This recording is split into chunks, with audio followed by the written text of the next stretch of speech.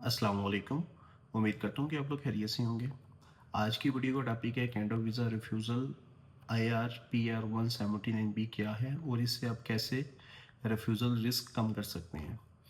तो स्टार्ट करते हैं। सबसे पहले 179B होता क्या है और ये ऑफिसर क्यों मेंशन करता है, किन बेसिस पे मेंशन करता है। ऑफिसर हर एक अपने रिफ्यूज़ल लेटर में ये आपको राइटिंग में डिक्लेयर करता है कि I am not satisfied that you will leave Canada end of your stay under 179B। तो इन शॉर्ट ऑफिसर को लगता है कि आप वापस नहीं जाएंगे मेरी कंट्री में आने के बाद। आपका इंटेंट टेम्परेरी नहीं है, आप यहाँ पे स्टेटस क्लेम कर सकते हैं या यहाँ पे सेटल हो सकते हैं। तो जो मेन इसमें है 179B, ऑफिसर आपकी फ़ाइल देख के जज करता है कि आपका जो पर्पज़ है, फंड्स हैं और जो फैमिली है वो जेन्युइनटाइज है भी कि नहीं, जो डॉक्यूमेंटेशन आप दे रहे हैं, जो आप बात कर रहे हैं वो रिफ्लेक्शन क्रिएट कर रही है कि नहीं।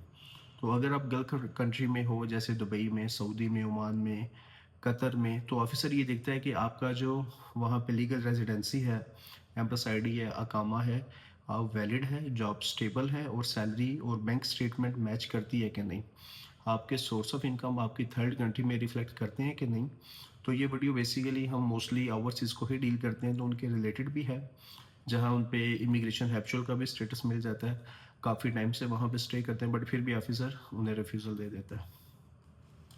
और इसमें जो कॉमन रिफ्यूज़ल आपको देखने को मिलते हैं, जब भी IRCC की रिफ्यूज़ल आती है, पर्पस क्लियर नहीं होता, टूरिज्म लिखा होता है बट प्लान नहीं होता, बैंक स्टेटमेंट में सडनली आपने डिपॉजिट्स किए होते हैं या ऐसी पेमेंट्स होती हैं कि जिनका कोई सोर्स ही नहीं होता, एक आपने आर्टिफिशियल सारा स्टेटमेंट का फ्लो क्रिएट किया होता है। और इसके अलावा या आपकी जॉब या बिजनेस जब प्रूफ वीक होते हैं तो उस पर भी रिफ्यूज़ल आती है, जो 1/179 सेशन में आपके लिए नेगेटिव पॉइंट क्रिएट करता है या रेड फ्लैग जनरेट करता है। फैमिली टाइज आपके शो नहीं होते हैं या प्रीवियस आपने ओल्ड रिफ्यूज़ल को अच्छे से डिस्क्लोज नहीं किया होता, आप हाइड करते हैं या आप बताना नहीं चाह रही, या जैसे आप केस करवाते हैं वो उसमें मेंशन नहीं करते। तो ये कॉमन रिफ्यूज़ल होते हैं 179B, जिन पे आपको रिफ्यूज़ल्स आ जाती हैं पर्पस पे, फाइनेंशियल्स पे, आपके बिजनेस या जॉब पे, फैमिली टाइज पे, और प्रीवियस जो रिफ्यूज़ल डिस्क्लोज नहीं करते। IRCC में एप्लीकेशंस में यही चीज़ें फोकस की जाती हैं, आजकल भी रिफ्यूज़ल इन्हीं बेसिस पे आपको आते हैं। तो इसमें जब आपकी रिफ्यूज़ल आती है, जो हमारा फर्स्ट सिनेरियो होता है वो ये होता है कि आपकी प्रोफाइल असेसमेंट की जाए। IRCC के अकॉर्डिंगली जो शनूक आपकी प्रोफाइल में से चीज़ें वेरीफाई करता है, जो आपकी एलिजिबिलिटी फेल करता है, उस पर वर्किंग की जाए, और हम उसी पे वर्किंग करके प्रोफाइल असेसमेंट करके आपको प्रोवाइड भी करते हैं, रिपोर्ट भी आपको शेयर करते हैं। देन उसके बाद आप पे डिपेंड करता है आप खुद केस करना चाह रहे हैं या हमारी सर्विसेज लेना चाहते हैं।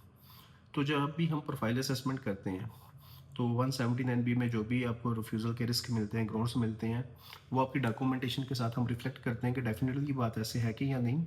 तो जब रिफ्लेक्शन दी जाती है और उसमें काफ़ी चीज़ें फिर सामने आती हैं, डॉक्यूमेंटेशन का gap, presentation, documentation quality, documentation अच्छे थे बट जस्टिफिकेशन और लॉजिक आप प्रॉपर ऑफिसर को नहीं प्रोवाइड कर सके, और उसमें जो आपकी प्रूफ्स देखे जाते हैं, क्योंकि जो भी है चीज़ें अब ऐसे कि वो इमोशंस पे नहीं चलती, वो प्रूफ पे चलती हैं। प्रूफ, एक्सप्लेनेशन, आपकी जो एप्लीकेशन फॉर्म है वो ऑफिस में डेटा रिफ्लेक्शन देता है कि नहीं, इन चीज़ों को हम प्रॉपर मैच करते हैं, वो भी इसी बेस पे हम असेसमेंट करते हैं और वो रिपोर्ट भी आपसे शेयर करते हैं एज इट इज़।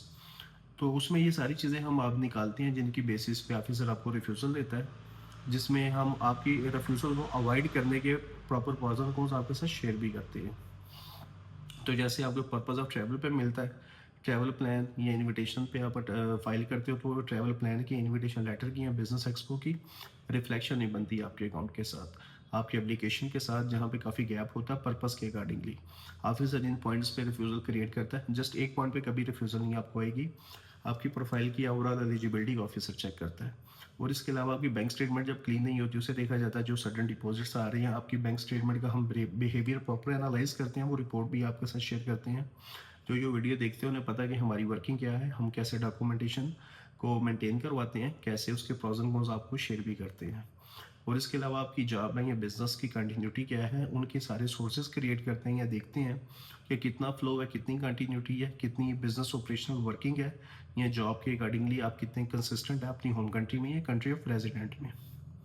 तो ये चीज़ें भी जब मिसिंग होती है तो इसके अकॉर्डिंगली हम आपको स्ट्रैटेजी भी प्रोवाइड करते हैं कि अगर आप नेक्स्ट एप्लीकेशन खुद फाइल करना चाह रहे हैं तो ये चीज़ें आपने इंप्रूव करनी है। अगर हमारी सर्विस से आए तो वो भी हम डेफिनेटली प्रोवाइड करते हैं, किसी को इंसिस्ट नहीं करते कि वो सर्विस हमसे ही ले या हम ही उसकी कंप्लीट फाइल मेंटेन करें, बट हम एजुकेट ज़रूर करते हैं कि ये प्रोसेस है, इन चीज़ों से इन्हीं डॉक्यूमेंटेशन के बेस पे वीज़ा आना है।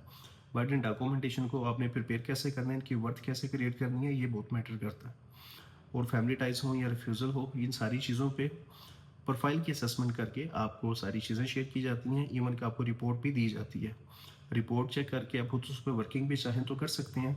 अगर हमारी सर्विस लेना चाहें तो उसके लिए भी प्रॉपर हमने हर चीज़ ट्रांसपेरेंट मेंशन किया कि हमारे सर्विस चार्जेस क्या है।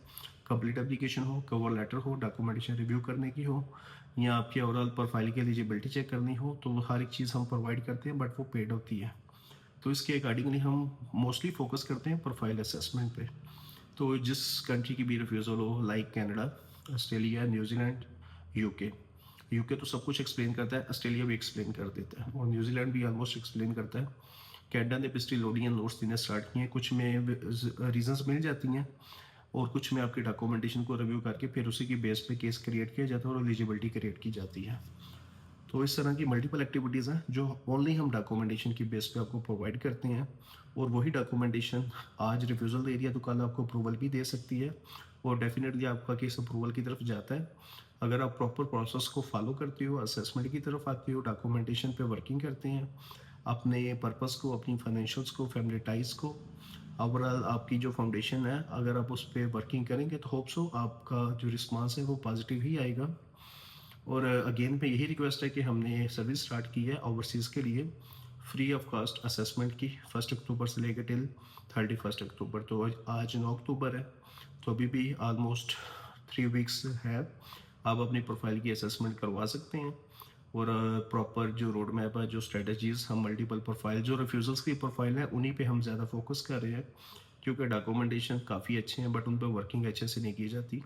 उनकी तरफ से सब कुछ परफेक्ट होता है बट जो भी केस बनाता है वो उसमें प्रोफेशनलिज्म शो नहीं करता, जिसकी बेस पे अगेन उन्हें रिफ्यूज़ल देखनी पड़ती है। तो फाइल अच्छी है, उस पर वर्किंग अच्छी होगी तो डेफिनेटली आपको रिस्पांस भी अच्छा ही आएगा। तो इंशाल्लाह आपसे मिलते हैं नेक्स्ट वीडियो में। अल्लाह हाफिज़।